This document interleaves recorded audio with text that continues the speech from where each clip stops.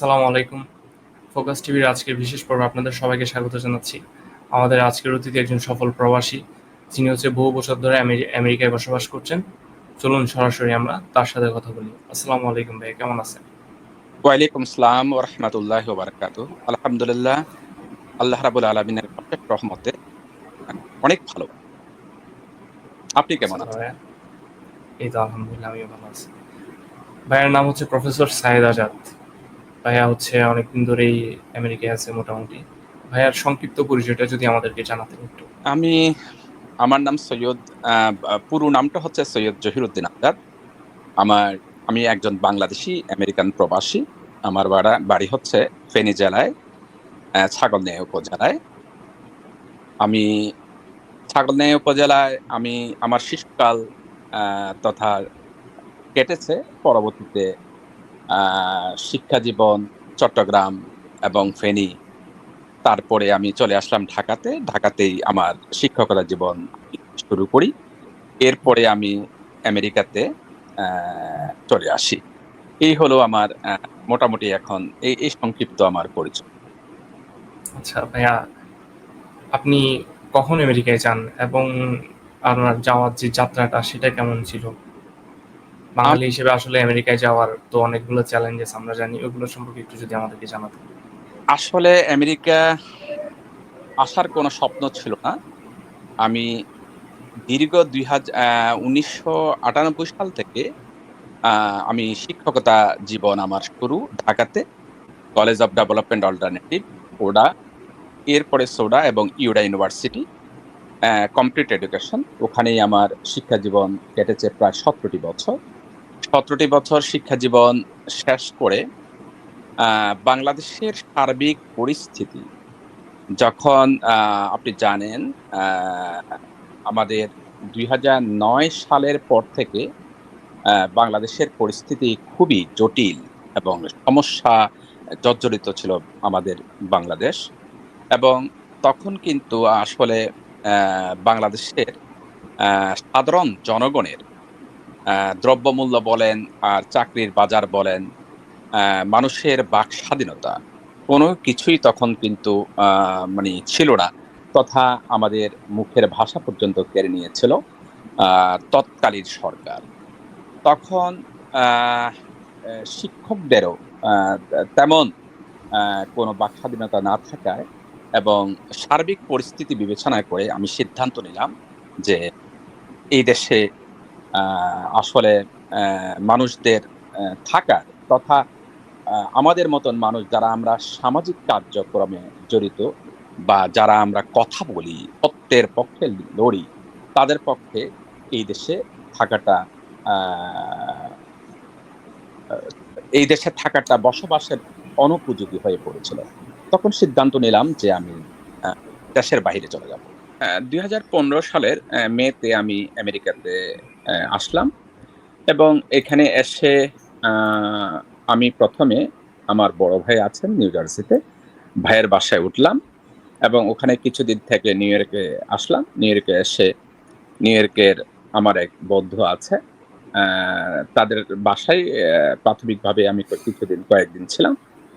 এরপর কাজকর্ম, আপনারা তো জানেন প্রবাস জীবন। আপনি যতই শিক্ষিত হন না কেন, বাংলাদেশের মন্ত্রী, এমপি, সচিব, ডাক্তার, ইঞ্জিনিয়ার যাই হন না কেন, কিন্তু প্রবাস জীবনে এসে আপনাকে কিন্তু এখানে কর্ম করতে হবে, কাজ করতে হবে। এখানে অবশ্যই। কিন্তু সবাই আ সবাই স সকলকে তাদের পরিবার চালাতে হলে, নিজেকে চালাতে হলে এখানে কিন্তু আপনার কাজের কোনো বিকল্প নাই। আপনি যদি বলেন আমি প্রফেসর, আমি ডাক্তার, আমি ইঞ্জিনিয়ার, আ আমি আ মানে আমার কত আ কাজের লোক ছিল, বাংলাদেশের ড্রাইভার ছিল, বাসায় কাজের ৩-৪ জন লোক ছিল। আ আমি কেন এখানে কাজ করব? হবে না। নিজের কাজটাকে নিজেই করতে হবে। আপনার সবকিছু এভরিথিং A to Z কোন কিছুই আপনার আয়ত্তের বাইরে থাকতে পারবে না। সবকিছু আপনাকে করতে হবে। এবং যদি আপনাকে এখানে আপনি টিকে থাকতে চান, তাহলে আপনাকে কাজের কোনো বিকল্প নেই। আপনাকে কাজ করতেই হবে। তো আপনার সেই অভিজ্ঞতা আহ আমি আমার দর্শকদের একটু শেয়ার করতে চাই। সেটা হচ্ছে আসলে ১ম যখন আমি আসি আ কি করব? আমি হতাশ, চারিদিকে হতাশ। অন্ধকারাচ্ছন্ন দেখতে পাচ্ছিলাম চারিদিকে। আপনার এই কোথায় যাব?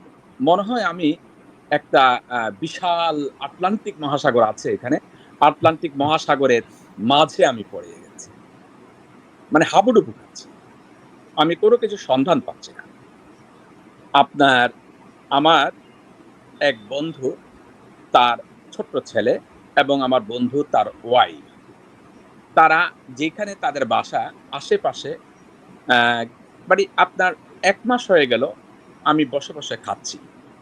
বসে কিন্তু আপনি মানে যাওয়ার ১ মাস পর্যন্ত আপনি হ্যাঁ, আমি ১ মাস পর্যন্ত কিছু কাজের আ খোঁজ খোঁজ করতেছে আমার সবাই যারা আছে। আমার শুভাকাঙ্ক্ষী তারা কিন্তু কাজের জন্য বিভিন্ন জায়গায় নক দিচ্ছে। কিন্তু কোথাও কাজ হচ্ছে না। আবার যখন যেমন এখানে কাজগুলো কি কোনো রেস্টুরেন্ট, কোনো মুদির দোকান, গ্রোসারি বলা হয় এখানে। মুদির দোকান, এইসব কাজগুলো বিশেষ করে প্রবাসীদের জন্য প্রাথমিক এসে এই কাজগুলোই করতে হয়। তো এই কাজগুলোও কিন্তু হচ্ছে না। যে একটা রেস্টুরেন্টে কাজ করব, সেটাও যখন মালিক ডিটেইলস জানে যে নতুন আসছে। ধরেন আপনি একটা হোটেলের মালিক বা একটা দোকানের মালিক। আপনি যখন আপনার কাছে যখন বলা হবে, "ভাই আমার একটা লোক আছে, আপনার কাজের লোক লাগবে কিনা?" কাজের লোক। বলা হবে কাজের লোক লাগবে কিনা? তখন হুম, উনি ভাই বাঙালি নতুন আসছে, আপনাকে একটা কাজ দিতে হবে। তখন আপনি অবশ্যই জিজ্ঞেস করবেন ভাই উনি অ্যা কবে আসছে এবং অ্যা মানে কাজ পারবে কিনা বা উনি কাজ এবং ভাষারও তো একটা হ্যাঁ, হ্যাঁ, ব্যাপার আছে। ভাষারও ব্যাপার আছে। হচ্ছে নতুন জায়গা, নতুন কাজের আসলে হ্যাঁ, তারপরে আপনার আবার এটাও জিজ্ঞেস করবেন যে উনি বাংলাদেশে সৎ কিনা? যেমন আপনার দোকানে যে একটা লোককে কাজ দিবেন, সে যদি টাকা-পয়সা তো চুরি করতে পারে বা ওই ধরনেরও হতে অবশ্যই পারে। পারে, তো অবশ্যই হতে যখন পারে। বলা হবে আপনাকে যে উনি একটা কলেজে শিক্ষকতা করতেন বা ইঞ্জিনিয়ার ছিল, ডাক্তার ছিল, তখন আপনি ভাববেন, "নাহ রে ভাই, এই লোককে আমি আমার এখানে চাকরি দিব না।" কারণ একজন ডাক্তার বা একজন ইঞ্জিনিয়ার, একজন প্রফেসর মানুষ, উনাকে এখানে আমি মানে জাস্ট বিবেকের কাছেও অনেক সময় কি হয়, এই ধরনের যারা উচ্চশিক্ষিত মানুষ তাদেরকে কাজও নিতে চায় না। মালিক নিতে চায় না। এগুলা কিছু আপনি তো বুঝেন কেন নিতে চায় না। তো এগুলো কারণ অনেক ওরা সবসময় বেটার অপরচুনিটি এর সন্ধানে থাকে। হ্যাঁ, হ্যাঁ। কারণ এই লোকগুলা তো আসলে এই কাজ পারবে না। পারবে না। যতই বলি না কেন, আমি মানে আপনাকে যতই বুঝানোর চেষ্টা করি না কেন, আপনি বলবেন যে, "না রে ভাই সম্ভব না।" কারণ উনি মাস্টারি করছে সারা বছর। উনি ডাক্তারি করছে সারা বছর। উনি ইঞ্জিনিয়ার চেয়ার টেবিলে কাজ করছে। হাজার লোককে শিখাইছে। এখন আমার এখানে আইসা যদি বলি যে, আমি আমার কিচেনে পরিষ্কার করো, বাথরুম পরিষ্কার করো। এই লোক দ্বারা তো এগুলা সম্ভব না। আমি পারফেক্টলি কাজ তার কাছ থেকে আদায় করতে পারব না। তো এই ক্ষেত্রে অনেক কিছু আছে। তখন আপনি বলবেন যে, "না রে ভাই, আমার এখানে কোনো কাজ নাই।" তো এরকম আপনার অনেক মানে কষ্ট করতে হয়েছে আপনার। তো আপনার আমার ছোট্ট একটা অভিজ্ঞতা বলবই। তো আমাকে আমার এক বন্ধু, ওই বন্ধুটা একটা এটা চিকেন ফ্রাইড দোকান বলে। ওই যে আপনার এটা চিকেন ফ্রাইড বলতে আপনার ওই কি বলবো এগুলো? কেন KFC এর যে চিকেন ওই টাইপের। এই ধরনের একটা রেস্টুরেন্ট, হুম, ছোট্ট একটা দোকান হুম, আছে উনার। তো হুম। উনাকে বলার পর উনি বলল যে, "ঠিক আছে আমি এখানে কাজ দিব।" তো ওই ভদ্রলোককে কিন্তু আমি বলছি, "কাউকে আমার পরিচয় দিবা না।" আমি বাংলাদেশে কি করতাম না করতাম এগুলো কোনো পরিচয় দেওয়ার দরকার নেই। এই পরিচয় না দেওয়ার কারণে উনি আমাকে নিয়েছে। তো একদিন আচ্ছা। সকালবেলায় আমি যেখানে থাকি ওখানে সকালবেলায় উনি হাজির, আমাকে নিয়ে যাবে উনার দোকানে। বেশ ভালো আমি রেডি হয়ে অ্যা উনার গাড়িতে উঠলাম, উনার দোকানে নিয়ে গেল।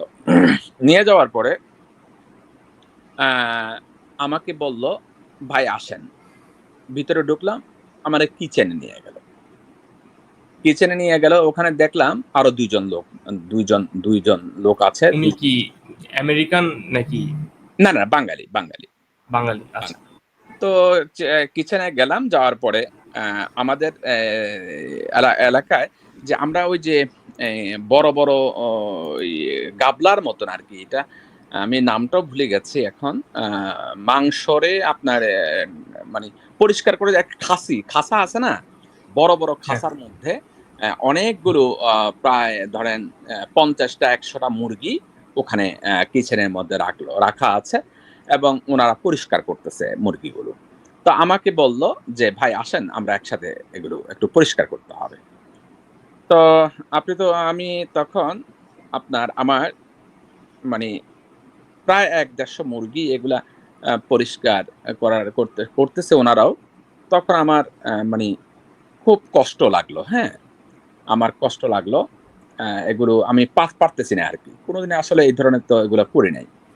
তখন মানে একটা মনে হয় এইভাবে করলাম। করার পরে আমি বললাম যে, "ভাই, আমি একটু আ আমার খারাপ লাগতেছে। আমি একটু আ ৫ মিনিটের জন্য একটু বাইরে যাবো।" তখন আমি এই কথা বলে আমি বাহিরে আসলাম। বাইরে এসে আমি আর ভিতরে ঢুকলাম না। আমি ওখান থেকে কোনরকম আ মানি মানি মোবাইল ধরে একটা বাসে উঠে আমি বাসায় চলে আসছি। না, না বলে। না বলে চলে আসলাম। অনেক খোঁজাখুঁজি করতেছে মালিক এবং আশেপাশে সবাই খোঁজাখুঁজি, "আরে এই লোকটা কই গেল? আনলাম নতুন মাত্র। এখন আমার কি হবে?" কারণ এই লোকের যদি কিছু হয় তাহলে তো আমাকে ধরবে। হ্যাঁ।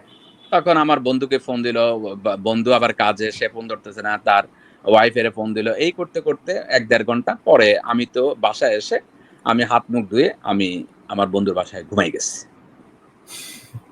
গেছি। তারপরে হুম। ওর মানে আমার বন্ধুটা তার ওয়াইফকে বলল যে, "আজাদ ভাই", কয় যে, "ও আজাদ ভাই তো চলে আসছে, উনি ঘুমাচ্ছে।" বলে, "এইটা কোনো কাজ হলো? আমি একটা জায়গায় কাজে পাঠাইছি, আর উনি ওখান থেকে না বলে চলে আসলো।" চলে আসলো। হ্যাঁ? তো আসলে এই ওখানে অ্যা ঐদিন ১ম দিন মানে, কারণ দীর্ঘ ১৭ টি বছর শিক্ষকতা করেছি। তো আপনার এখন এখানে এসে যখন আমার নিজের কাছে মানে যখন এগুলো কিচেনের মধ্যে আমার কাছে এত অস্বস্তিকর লাগছিল যে আমি টিকতে পারতেছিলাম না। তো এইজন্য বলছি, অ্যা আমেরিকা তথা প্রবাস এত সুখের নয়। সুখের জায়গা নয়, আমেরিকা নয়। আমার মাতৃভূমি, আমার দেশ, আমার বাংলাদেশ, আপনারা যেখানে অবস্থান করছেন, আমাদের জন্য, বাংলাদেশীদের জন্য অনেক নেয়ামত আমাদের দেশটা। শুধু আমার দেশ বলতে কি, যার দেশ। আমেরিকানদের জন্য এখানে ওদের জন্য স্বর্গ, নেয়ামত। আমার জন্য আমার দেশ নেয়ামত, আমার দেশ একটা স্বর্গখানা আমার জন্য। কারণ ওই দেশে আমার জন্ম, ওই দেশে আমার বা ব্যা ব্যা ব্যা মানে বেড়ে ওঠা, ওখানেই আমার পড়াশোনা, ওখানেই আমার চাকরি, সবকিছু আমার ওখানেই। তো এখন এইখানে আমার জন্য নরক একটা। তো এই ছোট্ট একটা অভিজ্ঞতা আ আরো বলব। আপনার অন্য কোনো প্রশ্ন থাকলে বলতে পারেন। আচ্ছা। ধন্যবাদ ভাই এত সুন্দর করে আপনার অভিজ্ঞতাটা শেয়ার করার জন্য। এর পরের প্রশ্ন হচ্ছে, আ আপনি নিউ ইয়র্কে থাকেন, রাইট? জি। আমি নিউ ইয়র্কে আছি। নিউ ইয়র্ক তো হচ্ছে বিশ্বের অন্যতম একটা ব্যস্ততম বড় শহর। তো এই শহরে আপনার আসলে অভিজ্ঞতা কেমন? বা নিউ ইয়র্ক সম্পর্কে আপনি যদি আমাদের কিছু বলতেন, সেখানের সংস্কৃতি, দৈনন্দিন মানুষের জীবনযাত্রা, এসব বিষয়ে আমাদেরকে সংক্ষিপ্ত কিছু যদি বলতেন। হ্যাঁ, আসলে খুব সুন্দর একটা বিশ্বখ্যাত রাজধানী আ আপনার আমাদের এই নিউ ইয়র্ক শহর। এখানে আমি ১ম এ আপনাকে বলেছি, আমি ১ম এ এসেই কিন্তু নিউ ইয়র্কে ছিলাম কিছুদিন। এখানে আ প্রায় মাসখানেক আপনাকে গল্প করলাম। ১ মাস ছিলাম। পরবর্তীতে আসলে এখানে কাজের যেই কাজ, এখানে কাজ এত সহজ নয়। আপনি দোকান বলেন, তারপরে আপনার রেস্টুরেন্ট বলেন, যেইকোনো কাজ এখানে অ্যা প যারা ১ম নিউ ইয়র্কে এসে বসবাস করতে চাইবে তাদের জন্য খুবই কষ্টের। কারণ এখানে আপনার যেই টাকাটা আপনি ইনকাম করতে পারবেন আ দৈনিক, যেমন আমরা যখন আসি ২০১৫ তে তখন সর্বনিম্ন ঘন্টায় ছিল ৳৭। ৳৬০। আর এটা হলো মিনিমাম ওয়েজ ছিল সরকারি। কিন্তু আ য য য মানে আমরা তো কোনো সরকারি চাকরি তো আর পাবে না এখন এখানে ১ম এ এসে। আপনি কোনো অ্যা আর আপনাকে ক্যাশ টাকা, আপনার সোশ্যাল সিকিউরিটি লাগবে, গ্রিন কার্ড লাগবে, সিটিজেনশিপ লাগবে। তখন আপনি বিভিন্ন জায়গায় এপ্লাই করতে পারবেন ৳৬০ র জন্য। আর যদি আপনি আপনার এই কাজ এই যে জিনিসগুলো যদি না থাকে, তখন আপনি কোনো বাঙালির দোকানে কাজ করতে হবে। তো বাঙালির দোকানে কাজ করতে হলে বাঙালিরা যে যদি এখানে যদি ৳৬০ যদি হয়, আপনাকে কিন্তু কোনো বাঙালি আপনাকে ৳৬০ দিবে না। আপনাকে হয়তো অর্ধেক ৳৪ দিবে ঘন্টায়। এখন ৳৪, ৳৫ আপনাকে ঘন্টায় দিবে। তো আপনি যদি ১২ ঘন্টাও কাজ করেন, তাহলে ৫-১২ $৬০ পাবেন। রাইট? হুম, হুম, আপনি $৬০ পাবেন দৈনিক। তাহলে মাসে হলো আপনার কত টাকা আসতেছে? মাসে নাইলে $১৫০০ আপনি ইনকাম করতেছেন ১২ ঘন্টা কাজ করে। ১২ ঘন্টা হুম। কাজ করা মানে এটা নট এ জোক। টাফ, এটা অবশ্যই টাফ। অনেক টাফ। আপনার একটা দোকানে রেস্টুরেন্টে আপনি একটানা ১২ ঘন্টা দাঁড়িয়েই থাকতে হবে। দাঁড়িয়ে কাজ করা খুবই কষ্টের। তো আপনার আ ১২ ঘন্টা যদি কাজ করেন ৭ দিন আপনার জীবনটা শেষ হয়ে যাবে। এটা সম্ভব না। যেমন আমরা শিক্ষকতা করেছি ৫ ঘন্টা, ৬ ঘন্টা। তাও চেয়ারে টেবিলে হুম, বসে। দৈনিক ১ টা ক্লাস থাকতো, ২ টা ক্লাস থাকতো। ২ টা ক্লাস শেষ করে আমরা চলে আসতাম। বা কিছু আ অন্যান্য কাজকর্ম, খাতা দেখা, পরীক্ষা নেওয়া এগুলো কাজ করতাম। তো আপনার এই যে ৳১৫০০ যদি আপনি যদি মাসে ৳১৫০০ অনেকে আ আ ইনকাম সপ্তাহে যদি সর্বোচ্চ আ $২০০-৩০০ ইনকাম করতে পারবেন। তাহলে ৪ সপ্তাহে ৩ ৪ $১২০০ $১,০০০। তো আপনার থাকা খাওয়া তো চলে যাবে। আপনি একটা যদি ফ্যামিলি নিয়ে আসেন, যদি ফ্যামিলি নিয়ে থাকেন, একা থাকলে হয়তো তারপরও আপনার ৳৬০০, ৳৭০০, ৳৮০০ চলে যাবে। আর ৳২০০-৩০০ আপনার থাকবে। আপনি যদি থাকবে। আর যদি ফ্যামিলি নিয়ে আসেন, তাহলে কিন্তু আপনার বাসা ভাড়ায় লাগবে ৳১৫০০ থেকে $২,০০০। তো আপনি তো নিউ ইয়র্কে থাকতে পারবেন না। সম্ভব নয়। তখন আমি সিদ্ধান্ত নিয়েছিলাম একবার যে, আমি এখানে আর থাকবো না। আমি দেশে চলে যাবো। তখন আমার পরিবার কিন্তু আমি আনি নাই। আমার পরিবার দেশেই ছিল। আমি একাই। কিন্তু একাই আমি টিকে থাকতে পারতেছি না। কোন কাজে পাচ্ছি না। তখন আমার আরেক বন্ধু আছে। উনি বলল যে, "না, যাওয়া যাবে না দেশে। এই আমেরিকা আসে কেউ কি দেশে যায় কিনা? অ্যা আমরা আছি, অসুবিধা নেই।" পরবর্তীতে নিউ ইয়র্ক শহর থেকে প্রায় আ ২,৫০০ মাইল দূরে আলাবামা একটা শহর ছিল। ওখানে আমাদের ফেনীর এক ভাই, উনার দোকান আছে, গ্যাস স্টেশন আছে। হুম, আমাকে অ্যা সিদ্ধান্ত নিল এবং ওর মালিকের সাথে কথা বলল যে, "আমাদের ফেনীর এক ভাই আছে প্রফেসর। তো উনাকে বলল যে যখন আমার কথা শুনল, তখন বলল যে, 'না, আমার এখানে পাঠায় দিন। আমার লোক লাগবে।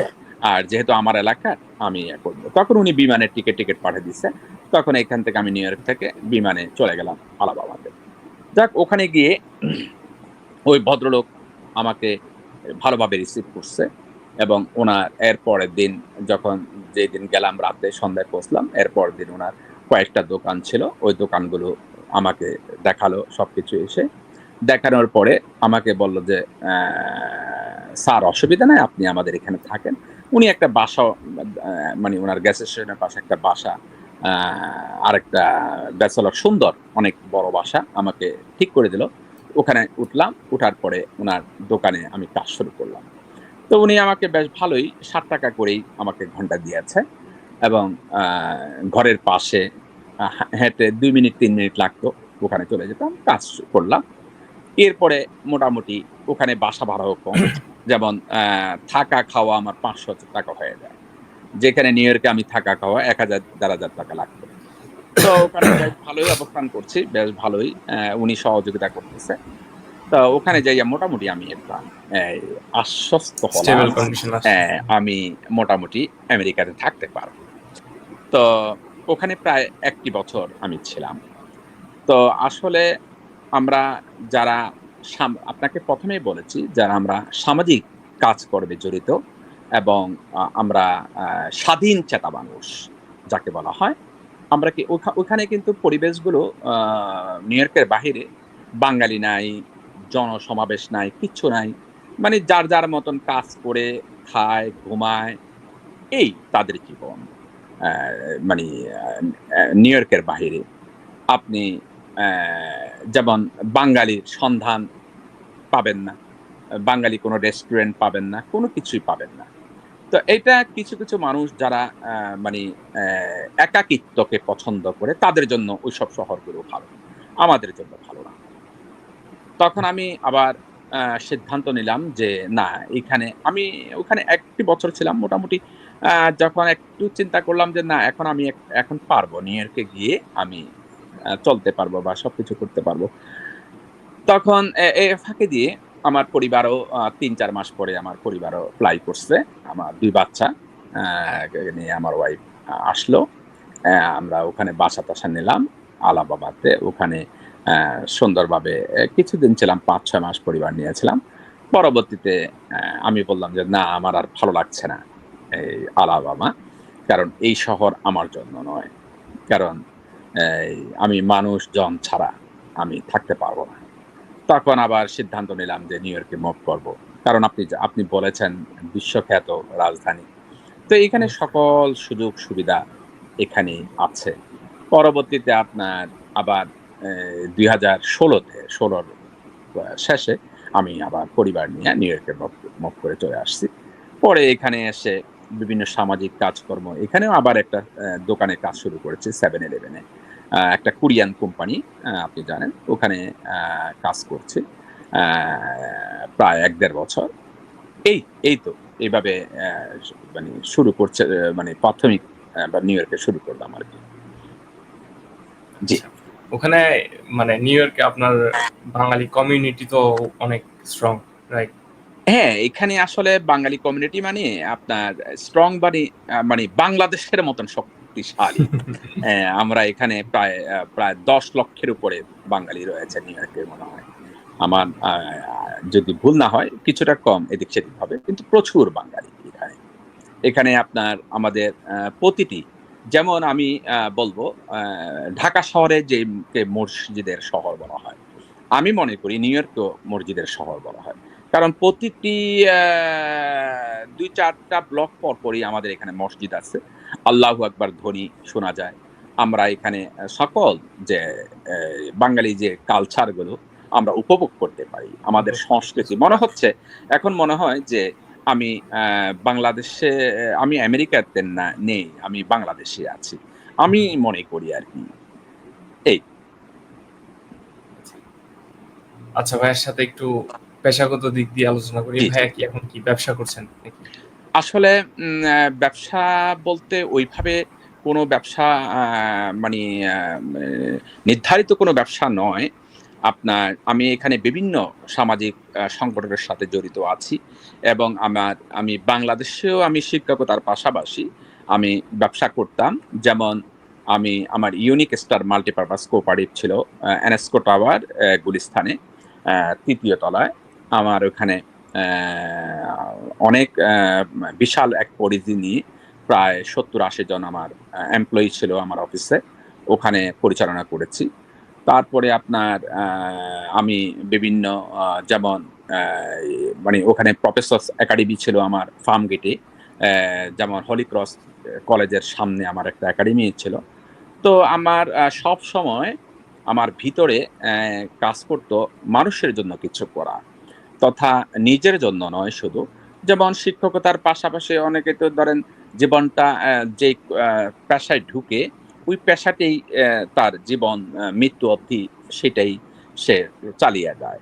করে তো যায়। আমি আমি আমি আমি আমি শিক্ষকতার পাশাপাশি বাংলাদেশেও আমি এই কার্যক্রমগুলো করেছি। প্রায় আমার ২০০৫ সালে আমার ইউনিক স্টার মানে ওইটা আমি পরিচালনা করেছি। আমি ওটার চেয়ারম্যান ছিলাম। আমার ওয়াইফ ভাইস প্রেসিডেন্ট ছিল এবং আমার অনেক এমপ্লয়ি ছিল। ওখানে আমি ক্ষুদ্র ঋণ আ ব্যবসায়ীদের মাঝে বিতরণ করতাম। প্রায় আমার কোটি টাকার উপরে ওখানে ইনভেস্ট ছিল। এই এনএসকো টাওয়ারে, ওই ইউনিক স্টারে। পরবর্তীতে আপনারা জানেন আ ওটা ঢাকা বিশ্ববিদ্যালয়ের পাশেই কিন্তু পুলিশ ভবনের পাশে এনএসকো টাওয়ার। ওখানেও কিন্তু আ তখন আ যখন আওয়ামী লীগ সরকার আসে, তখন বিভিন্ন চাঁদাবাজি এই সেই আমার অফিসেও অনেকবার হামলা করেছে এবং অনেক কিছু হয়েছে। পরবর্তী ২০১২তে এসে ওটাও আমি বন্ধ করে দিতে বাধ্য হয়েছি। পরবর্তীতে আমি যখন আমেরিকাতে আসি, পিজিএন এডুকেশন প্রফেসরস গ্লোবাল নেটওয়ার্ক স্থাপন করি। বাংলাদেশের ধানমন্ডিতে তার অফিস, জিগাতলা অফিস ছিল ১ম এ, পরবর্তীতে ধানমন্ডিতে স্থানান্তরিত করা হয়। ওখানে আমাদের বাংলাদেশের বিভিন্ন বিশ্ববিদ্যালয়ের প্রফেসর ছিল, ডক্টর ছিল এবং সচিব ছিল। তাদের সমন্বয়ে আমি প্রফেসরস গ্লোবাল নেটওয়ার্ক সৃষ্টি করি। ওখানের কার্যক্রম ছিল স্টুডেন্ট কনসালটেন্সি ফার্ম ওটা। এবং বাংলাদেশের স্টুডেন্টরা কিভাবে উচ্চশিক্ষার জন্য সারা পৃথিবীতে ছড়িয়ে যাবে এবং বাংলাদেশটাকে সমৃদ্ধ করবে, বাংলাদেশের মান সম্মান তারা কিভাবে উঁচু করবে, বিদেশে পড়াশোনা করে দেশের মাটিতে গিয়ে দেশকে উন্নতর শিখরে নিয়ে যাবে, এই প্রচেষ্টা কিভাবে করবে, এগুলো নিয়ে আমি দীর্ঘদিন কাজ করছি এবং ওগুলো নিয়ে এখনো আছি। স্টুডেন্টদের সাথে আমি সবসময় আমার এই পরামর্শগুলো, আমি তাদের কনসালটেন্সিগুলো এখনো করি। ওই পিজিএন এডুকেশনে আমি চেয়ারম্যান হিসেবে দায়িত্ব পালন করছি, এখনো আছি। এই মানে শুরু আছি আর এগুলো নিয়ে আছি। এখানে আমি বাংলাদেশ আমেরিকান সাংবাদিক অ্যাসোসিয়েশন প্রেসিডেন্ট হিসাবে রয়েছি এবং বিভিন্ন আমার জানেন আপনি, আমি রাজনীতির সাথে যুক্ত আছি। এখানে বিভিন্ন সামাজিক সংগঠনের সাথে আমি কাজ করছি। আচ্ছা আচ্ছা ভাইয়া, তাহলে আপনার মূল প্রতিষ্ঠানটা হচ্ছে Friesian professors global network, পিজিএন। Sorry professor, আচ্ছা আচ্ছা, জি, প্রফেসরস গ্লোবাল নেটওয়ার্ক। আচ্ছা, নেটওয়ার্ক। এটা সম্পর্কে যদি আপনি বলতেন, এটা হচ্ছে মেইনলি কাজ করে হচ্ছে বাংলাদেশি যে স্টুডেন্ট আছে ওদেরকে হচ্ছে বিশ্বের বিভিন্ন নামকরা ইউনিভার্সিটি, বিশ্বের অনেক ভালো ভালো দেশগুলোতে নিয়ে গিয়ে পড়াশোনার ব্যবস্থা করা। জি, জি। এটা সম্পর্কে যদি আপনি আমাদেরকে একটু আইডিয়া দিতেন যে হ্যাঁ, স্টুডেন্টরা কিভাবে আসলে বাইরে যেতে পারবে এবং মানে তাদের যে যাওয়ার প্রসেসটা, অনেকে তো অনেক মনে করে হচ্ছে অনেক কঠিন একটা কাজ, বিশ্ববিদ্যালয়ে যেতে চায় না, অথবা হচ্ছে কোথাও গেলে হচ্ছে ভালো এরকম কোনো এজেন্সি এর সন্ধান পায় না। এইসব বিষয়গুলো নিয়ে যদি আপনি আমাদেরকে একটু বলতেন। আসলে এই এই যে আপনি একটা আপনাদের আমরা যারা বাংলাদেশী আছেন, হৃদয় সাহেব, আপনিও এই যে ভয়ে আছেন, আপনিও একটা ভয়ে কাজ করছে। এটা সকলেরই ভিতরে কাজ করে। যেমন এই আপনার আমরা বিদেশে পড়াশোনার জন্য প্রচুর টাকা লাগে। রাইট? ১ম এ হচ্ছে যে কিভাবে আমেরিকাতে আমরা যাবো? এটা তো একটা স্বপ্ন। যেমন আপনি যখন বলবেন যে আ আপনার বাবাকে যখন বলবেন যে, "বাবা আমি আমার বন্ধু আ আমেরিকাতে পড়াশোনার জন্য অমুক ইউনিভার্সিটিতে ভর্তি হচ্ছে। অ্যা আমিও যাবো।" তো বাবা আপনাকে বলতেছে, মা বলতেছে, "আমার ছেলেটা দেখছো? আমার ছেলেটার মাথাটা খাইয়ে দিছে কে যেন। সম্ভব আমেরিকাতে? আমি হইলাম গরিব। দিনে আনি দিনে খাই।" আপনার বাবা বলছে আপনাকে, "বাবা আমি হ্যাঁ, দিনে অবশ্যই। আনি দিনে খাই। আমি এখানেই তো তোকে এই বাংলাদেশের চট্টগ্রাম বা ফেনীতে একটা কলেজে পড়ানোর আমার ইয়ে নাই, এবিলিটি নাই। এখন তোকে আমি কিভাবে লন্ডন, কানাডা, আমেরিকাতে, অস্ট্রেলিয়াতে তোকে আমি পড়ার জন্য পাঠাবো?" এই যে মাথার ভিতরে একটা অ্যা মানে আমাদের চিন্তা চেতনা। আসলে আমেরিকাতে, কানাডা, অস্ট্রেলিয়া আসতে টাকা লাগে না। কি কিসের বলেন টাকা? ভাইয়া? কোন টাকা লাগে না। একটা পেনিও লাগে না।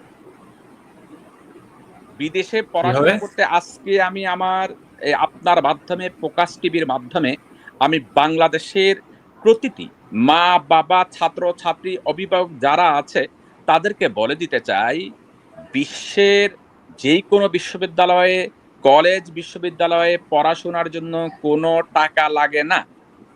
শুধু লাগে সাহস। শুধু লাগে আমাদের কি? একটা সাহস। সেই কোন সাহস? সৎ সাহস। আমরা বাংলাদেশী, আমরা পারি। আমরা সবকিছুই পারি। আমাদের বাংলাদেশের ছাত্রীদের মেধার কোনো অভাব নেই। আমাদের একটা সন্তানকে যদি আমেরিকার একটা যারা এখানে গ্রো আপ, যারা এখানে জন্ম নিয়েছে, তাদের সাথে যদি যখন তর্কে ছেড়ে দেওয়া হয়, আমার বাংলাদেশী সে সন্তান ওকে হাবুডুবু খাওয়ায় দিবে। ও কোনোভাবেই আমার সন্তানের সাথে দাঁড়াতে পারবে না। সে আমার সন্তান, সে যেই হোক না কেন। সে একদম মানে আপনার গ্রামের অজপাড়া গ্রামের একটা কলেজ থেকে স্কুল থেকে পড়াশোনা করে আসা একটা এই সন্তান আমার, তাকেও যদি আমেরিকানদের সাথে ছেড়ে দেওয়া হয়, আমার সন্তানের সাথে তারা তর্কে টিকবে না, মেধায় টিকবে না, কোনো কিছুতে টিকবে না। সুতরাং আমি যে কথাটা মূল কথাটা হলো আমার, বাংলাদেশের কোন ছাত্রছাত্রী অভিভাবকদের উদ্দেশ্যে বলছি এবং ছাত্রছাত্রীদের উদ্দেশ্যে বলছি, কোনো টাকা পয়সার লাগবে না, লাগে না, শুধু লাগে কি বলছি হৃদয় সাহেব, একটা সহজ সাহস। সৎ সাহস। এখন সেই সৎ সাহসটা হলো আপনার, আমাকে প্রথমে আমাকে মানে সিলেক্ট করতে হবে যে মানে স্থির করতে হবে, মন স্থির করতে হবে যে আমি আমেরিকা যাব। আমি মানে আমেরিকা যাব পড়াশোনা করব। এই প্রথম উদ্যোগ। এরপরে আমার সন্তান যদি সে যদি নিজে নিজে কোনো কনসালটেন্সি, যেমন আমি আজাদ আপনাকে বললাম যে আমি ফিজিয়ান এডুকেশন করেছি, এখানে বাংলাদেশে হাজার হাজার মানে লোক স্টুডেন্ট কনসালটেন্সির নামে 15 লক্ষ টাকা, 20 লক্ষ টাকা, 50 লক্ষ টাকা হাতিয়ে নিচ্ছে। নিচ্ছে ভাইয়া। আপনি যান একটা স্টুডেন্ট কনসালটেন্সি ফার্মে যান যে আমি কানাডাতে যাব বা আমেরিকাতে যাব পড়াশোনার জন্য, তখন আপনাকে প্রথমে তারা বলবে যে তোমার কাগজপত্র দাও, তোমার টাকা পয়সা কেমন আছে, এগুলো বলবে। এরপরে বলবে যে তুমি যদি আমেরিকাতে একটা ইউনিভার্সিটিতে পড়তে চাও, তোমার খরচ লাগবে, তোমার প্রাথমিক আমরা সবকিছু করে দিব, কন্ট্যাক্ট করো 40 লাখ টাকা বা 20 লক্ষ টাকা, একদম আমি সর্বনিম্ন বলি 20 লক্ষ টাকার নিচে হবে না। 20 লক্ষ টাকা কেন? 20 লক্ষ টাকা তারা তাদের পকেটে ঢুকাবে। আমি স্টুডেন্ট কনসালটেন্সি করেছি, পিজিএন করেছি, আমি বলেছি আমার প্রতিষ্ঠানে কোনো টাকা লাগবে না। এখন বলতে পারবেন, আপনি বলতে পারেন যে আপনি প্রতিষ্ঠান কিভাবে চালাবেন? হ্যাঁ ভাই, আপনি প্রতিষ্ঠান সেটাই অবশ্য সত্য। মানে কেউ নিচ্ছে 20 লক্ষ টাকা, আপনি বলতেছেন কোনো টাকাই লাগবে না। আমি এখনো বলছি, মানে কোনো টাকা লাগবে না। তোমরা তোমাদের মতো, তোমরা এখন প্রযুক্তির যুগ। আমার সন্তান, তোমরা নিজেরাই পারবা যে মানে এখন প্রযুক্তিগতভাবে তোমাদের প্রত্যেকের হাতে হাতে ফোন আছে, প্রত্যেকের ঘরে ল্যাপটপ আছে, কম্পিউটার আছে। তুমি হুম, তুমি সিলেক্ট করো, মানে চার্জ দাও আমেরিকার কোন কোন ইউনিভার্সিটি, ওখানে তুমি অ্যাপ্লাই করো। অ্যাপ্লাই করার পরে তুমি ওখানে কিছু তাদের যে কন্ডিশন আছে, কিছু টাকা পয়সা আছে। কত টাকা? সর্বোচ্চ 50-60 হাজার টাকা বাংলাদেশি টাকা লাগে। এই পরিপূর্ণ করলে, ফর্ম ফিল আপ করার পরে তোমাকে যে রিকোয়ারমেন্ট গুলো আছে এগুলো দেওয়ার পরে তুমি যদি সিলেক্ট হও, তোমাকে তারা অফার লেটার পাঠাবে। হুম। অফার লেটার নিয়ে তুমি এম্বাসিতে যাবে, এম্বাসিতে গিয়ে তুমি ইন্টারভিউ দিবে, ইন্টারভিউ যদি তুমি পাস করো, তুমি আমেরিকা চলে আসবে। বলেন এবার টাকা কোথায় লাগতেছে? এতটা ইজি আসলে? ইজি না ব্যাপারটা? কিন্তু এটা কি আমরা জানি? আমরা তো জানি আমার না। মনে হয় না আসলে 90% শিক্ষার্থী স্টুডেন্ট আসলে এটা জানে। 90% জানে না। 90% না, আমি মনে করি যে 99, দুই একজন জানে, কিন্তু 90% জানে না। এখন ধরেন যারা শহরে বড় হচ্ছে, যাদের পরিবার ধরেন উচ্চ শিক্ষিত, তারা হয়তো মা-বাবা এগুলো বিষয়গুলো জানে, তারা তাদের সন্তানকে ওইভাবে সাজেস্ট করছে। কিন্তু 90% মানুষ তো গ্রামমুখী। একজন ধরেন চট্টগ্রামে আছেন আপনি, আপনার ধরেন খাগড়াছড়ির মা-বাপ তো কিছুই জানে না, রাইট? এখন হ্যাঁ, ছেলে হয়তো দেখা গেল অনেক মেধাবী, গরিবের সন্তান, রিক্সাওয়ালার সন্তান, সে কিভাবে জানবে? তার ছেলেটাও তো ওইভাবে জানে না, কারণ ছেলেটাকে ভয়ে ভয়ে দিয়ে দিছে। তো আশেপাশের যে আমেরিকার কথা বললে, কানাডার কথা বললে, তাকে আরে তোর বাবা হইলে রিক্সা চালায়, তুই আমেরিকার স্বপ্ন দেখে যেতে লাগবে 20 লক্ষ টাকা, সম্ভব না। হ্যাঁ সম্ভব দেখে। শুরুতেই এটা। তাইলে ওই শুরুতেই যখন আমার স্টুডেন্ট, আমার সন্তান, যে সন্তানের ভবিষ্যৎ অনেক উপরে, সে আমেরিকার প্রেসিডেন্ট হতে পারে, তাকে আমরা সে অঙ্কুরেই তাকে আমরা ধ্বংস করে দিচ্ছি। তো আপনার যেটুকু বলছিলাম যে এই আমরা স্টুডেন্টদেরকে আমি ওইভাবেই আমি দীর্ঘদিন আমি আমার অনেক রেকর্ড ইন্টারভিউ আছে, বিভিন্ন টিভি চ্যানেলও আছে, বিভিন্ন টেলিভিশন, বিভিন্ন সাক্ষাৎকারে আমি বলেছি, একই কথা বলেছি যে আমার আজকেও আপনার মাধ্যমে, প্রকাশ টিভির মাধ্যমে আমি বলে দিতে চাই, বাংলাদেশের অভিভাবকদের উদ্দেশ্যে বলতে চাই, আপনাদের সন্তানদেরকে আপনারা মানে আপনারা ভয় করবেন না এবং সৎ সাহস রাখুন। আপনাদের সন্তানদেরকে আপনারা উচ্চশিক্ষার জন্য বিশ্বের বিভিন্ন দেশে আপনারা পাঠানোর চেষ্টা করুন। এবং আমি আবার অনেকেই বলবে, আপনি তো দেশের শত্রু। আপনি আমাদের মেধাবী সন্তানদেরকে আপনি দেশের বাহিরে চলে যাওয়ার পরামর্শ দিচ্ছেন। আমি তাদেরকে পরামর্শ দিচ্ছি এই কারণে, তারা সারা পৃথিবীতে তারা গিয়ে বসতি স্থাপন করবে না। তারা সারা পৃথিবীর সকল মেধাকে একত্রিত করে, সঞ্চয় করে, সংগ্রহ করে দেশে গিয়ে দেশটাকে সমৃদ্ধ করবে। আমার দেশকে সমৃদ্ধ। তারা যেমন আমেরিকাতে একটা বিশ্ববিদ্যালয়ে পিএইচডি করলো, সে ওই পিএইচডি মেধা নিয়ে সে যদি আমার দেশে চলে যায়, আমার দেশটা উপকৃত হবে না? অবশ্যই হবে। ঠিক আছে, আমার সন্তান দেশে গেল না, সে আমেরিকাতেই হার্ভার্ড ইউনিভার্সিটির প্রফেসর হয়। হার্ভার্ড ইউনিভার্সিটির প্রফেসর হওয়ার পরেও সে কি আমার দেশের কথা বলতে পারবে? আমার দেশের জন্য সে কাজ করবে না? হ্যাঁ, অবশ্যই করবে। যেমন এখন আপনি আপনার ফোকাস টিভির মাধ্যমে আমি যেটুকুন জানি, আমাকে আজকে আপনার ইন্টারভিউর জন্য আনছেন। আমি যে কথাগুলো বলছি আমেরিকাতে বসে, নিউ ইয়র্ক শহরে বসে, আমার হাজার হাজার দর্শক, লক্ষ লক্ষ দর্শক, এই কথাগুলো বাংলাদেশের মানুষ শুনবে না পরবর্তীতে? হ্যাঁ, অবশ্যই শোনার পরে আমি যে আপনাকে সময় দিয়েছি, 1 ঘন্টা সময় দিচ্ছি, আমি কি দিচ্ছি না? এইটা দেশের জন্য দিচ্ছি না? অবশ্যই। তো সেই জন্য বলবো, একজনও যদি জেনে গিয়ে, হ্যাঁ, জি, সেই জন্য আমি বলবো, আপনার মাধ্যমে বলবো, ভয়ের কোনো কারণ নেই। আমার বাংলাদেশের সকল ছাত্রছাত্রী মেধাবীরা, তোমরা আ নিজেরাই আবেদন করো। বিভিন্ন বিশ্ববিদ্যালয়ে, শুধু আমেরিকা নয়, বিভিন্ন দেশ, তুমি প্রয়োজনে আ ইয়াতে চলে যাও, ইন্ডিয়া চলে যাও। আমি বলব প্রয়োজনে ইন্ডিয়া যাও। ওখান থেকেও শিক্ষা নিয়ে আসো, মেধা নিয়ে আসো। কারণ তোমার জন্য এই পৃথিবীটা, মহান রাব্বুল আলামিন এই পৃথিবীটা তার বান্দার জন্য ভ্রমণের জন্য পাঠিয়েছে। শুধু বাংলাদেশে আমি জন্মগ্রহণ করেছি, বাংলাদেশে থাকতে হবে তা নয়। আল্লাহ রাব্বুল আলামিনের এই পৃথিবী কত সুন্দর, আমাকে শুধু উপভোগ করার জন্য পাঠিয়েছে। শুধু বাংলাদেশে যেখানে জন্ম নিয়েছি ওখানে থাকবো নিজে, নিজে, এটার জন্য পৃথিবী নয়। আল্লাহ তাআলা কোরআনও বলেছেন। কোরআনে কি বলেছেন? এই পৃথিবীটা, পুরা পৃথিবীটা তোমাদের জন্য। জ্ঞান এই আহরণের জন্য সুদূর চীন দেশে যাওয়ার কথাও বলছে। হ্যাঁ, এবং এই তো হাদিস শরীফে আছে, জ্ঞান আহরণ করো, প্রয়োজনে সুদূর চীনে চলে যাও। কেন চীনের কথা বলছে? চীনের কথা এই জন্য বলছে যে এই সৌদি আরব থেকে চীন, মানে দূরত্ব এখানে বুঝানো হয়েছে দূরত্ব। তখন তো ধরেন প্লেন ছিল না, ট্রেন ছিল না, বাস ছিল না, হেঁটে যেতে হতো।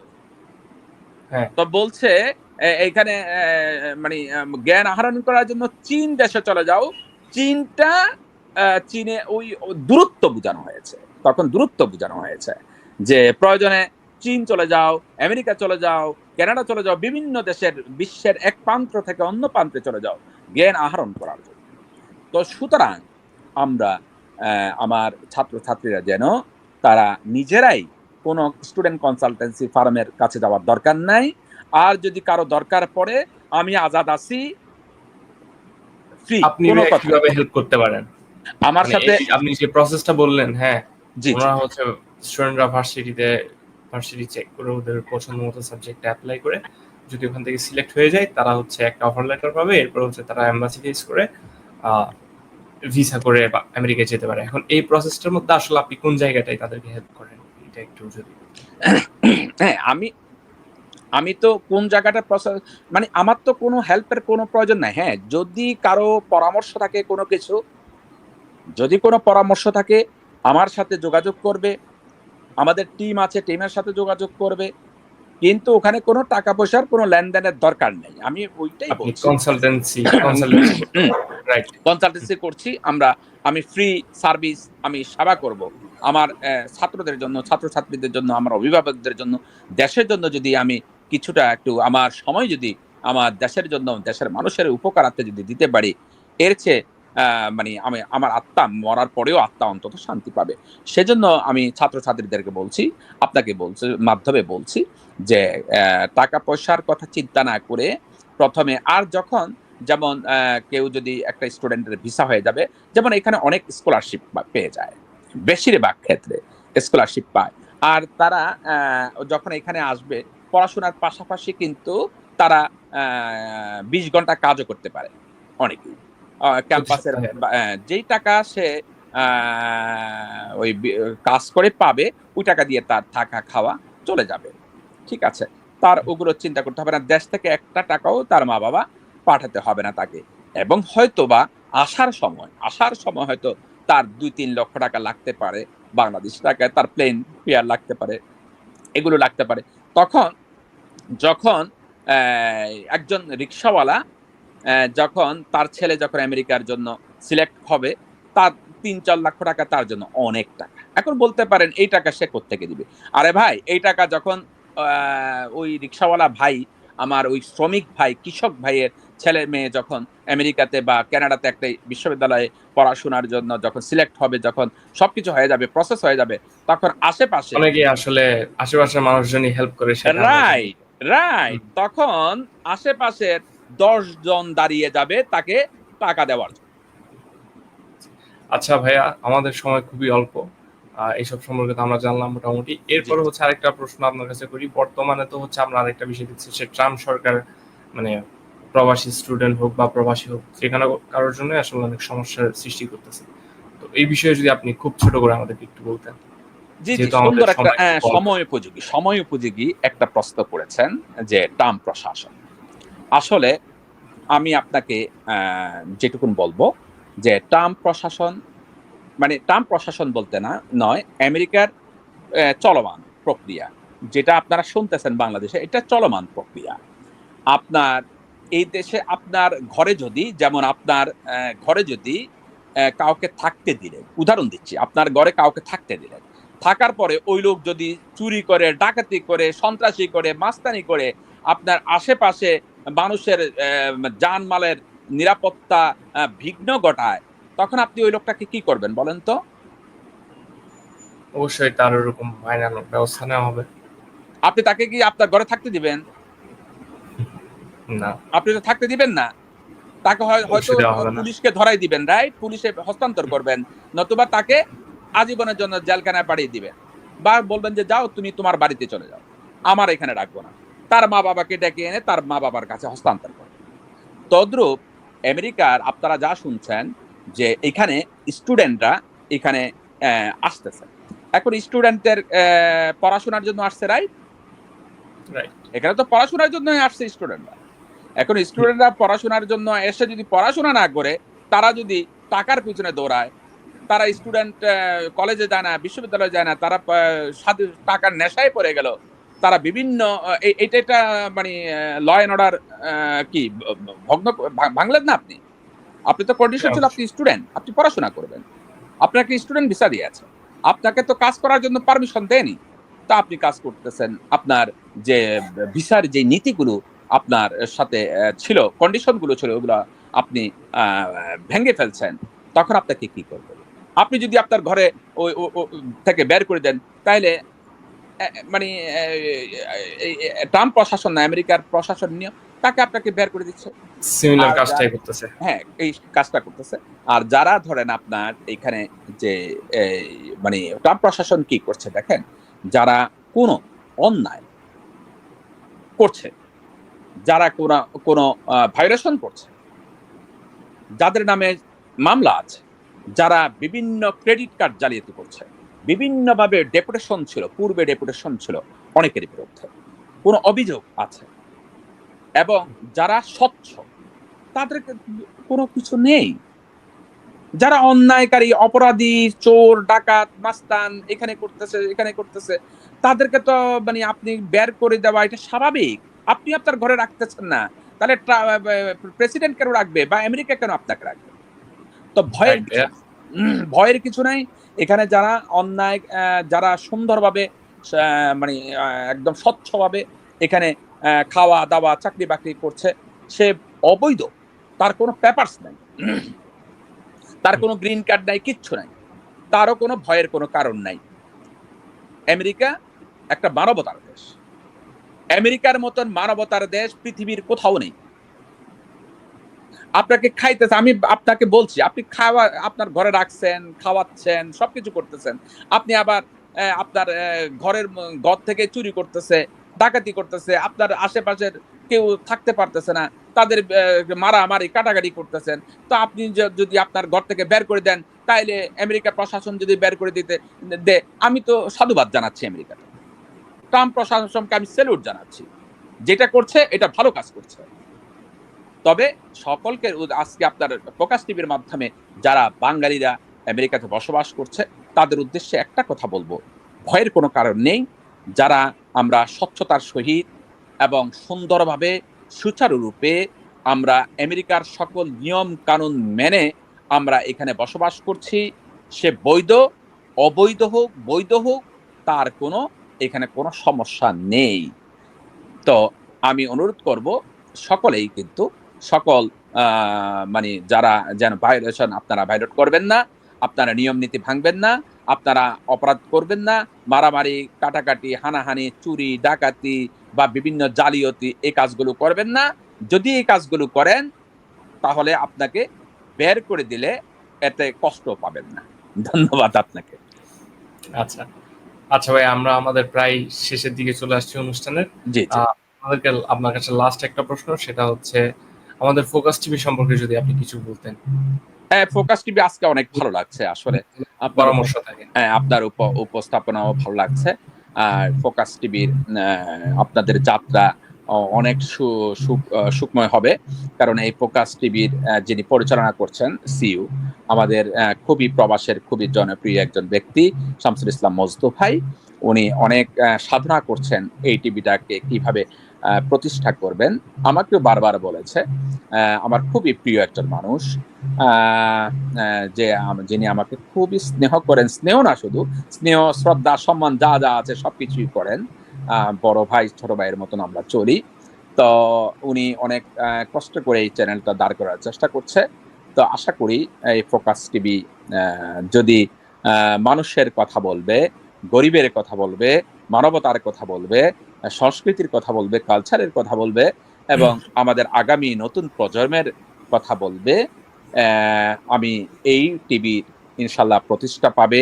আগামীতে সারা পৃথিবী ছড়িয়ে পড়বে ফোকাস টিভি এবং সারা পৃথিবীতে আমি দর্শকদেরকে বলব, যারা আপনারা এই ফোকাস টিভি আ দেখছেন, আপনারা এই ফোকাস টিভিকে সাবস্ক্রাইব করবেন, লাইক দিবেন, কমেন্টস করবেন এবং এই টিভি যেন এগিয়ে যায়। এই টিভির পাশে থাকবেন। আমরা এই টিভির মাধ্যমে আগামীতে আরো অনেক কিছু আমরা উপহার দিব জনগণকে। আমরা শিক্ষা নিয়ে কথা বলবো, রাজনীতি নিয়ে কথা বলবো, আমাদের দেশের সংস্কৃতি, কৃষ্টি, কালচার নিয়ে কথা বলবো এবং মানবতার কথা বলবো। বিশেষ করে মানবতার কথা বলবো। আমি একজন মানবতাবাদী একজন মানুষ। আমি সবসময় মানবতার পক্ষেই আছি এবং মানুষের গুণগান গাই। এই অ্যা আমি কামনা করব যেন এই টিভি আগামীতে এগিয়ে যায় এবং সুন্দরভাবে সফলতা লাভ করে এই কামনা করছি। আল্লাহর দরবারেও আপনাদের এই প্রকাশ টিভির জন্য প্রার্থনা করছি। ধন্যবাদ ভাই, আপনাকে অনেক অনেক ধন্যবাদ। এবং আপনি যে আপনার মূল্যবান সময়গুলো আমাদেরকে দিয়েছেন এবং আমাদের দর্শকদেরকে অনেক কিছু, অনেক নতুন কিছু আশা করি জানাইছেন, সেটার জন্য আপনাকে অনেক অনেক বেশি ধন্যবাদ। আপনাকেও ধন্যবাদ। প্রিয় দর্শক, আমাদের অনুষ্ঠানটি দেখার জন্য আপনাদেরকে অনেক ধন্যবাদ। আপনারা চাইলে অ্যাপল স্টোর থেকে আমাদের ফোকাস টিভির অ্যাপটা ডাউনলোড করে নিতে পারেন এবং ফেসবুক, ইউটিউব চ্যানেলে আমাদেরকে সাবস্ক্রাইব করতে পারেন। আসসালামু আলাইকুম। পরবর্তী অনুষ্ঠানে আপনাদের সাথে আবার দেখা হবে।